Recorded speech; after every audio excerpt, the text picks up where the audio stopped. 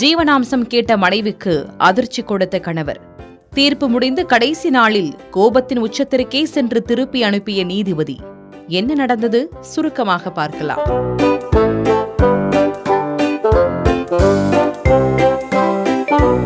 கோவை மாவட்டம் வடவள்ளி ஊராட்சியைச் சேர்ந்த ஒரு தம்பதி விவாகரத்து கோரி கடந்த ஆண்டு குடும்பநல நீதிமன்றத்தில் மனு தாக்கல் செய்துள்ளனர். இந்த நிலையில் கடந்த சில நாட்களாக வழக்கு நடைபெற்று வந்த நிலையில் விவாகரத்தை கேட்ட மனைவிக்கு 2 லட்சம் ரூபாயை ஜீவனாம்சமாக வழங்க உத்தரவிட்டுள்ளார் நீதிபதி. இதில் 37 வயதான அந்த கணவர் டாக்ஸி ஓட்டும் வேலை செய்து வருவதாக தெரிகிறது.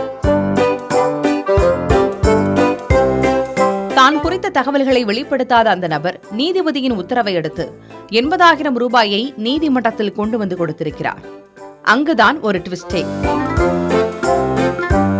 1 ரூபாய் மற்றும் 2 ரூபாய் நாணயங்கள் என 80,000 ரூபாயையும் நாணயங்களாக 20 மூட்டைகளில் கொண்டு வந்து நீதிபதி முன்பாக வைத்திருக்கிறார் கால் டாக்ஸி ஓட்டுநர். இதனை பார்த்து கோபப்பட்ட நீதிபதி நாணயங்களாக இன்றி நோட்டாக மாற்றி வந்து ஒப்படைக்குமாறு கூறி வழக்கை ஒத்திவைத்து உத்தரவிட்டுள்ளார்.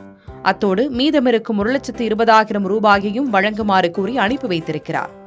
மூட்டை மூட்டையாக நாணயங்களை வைத்து பைக் வாங்குவது, கார் வாங்குவது, அவ்வளவு ஏன் நேர்த்திக்கடன் செலுத்துவதை கூட பார்த்திருக்க முடியும்.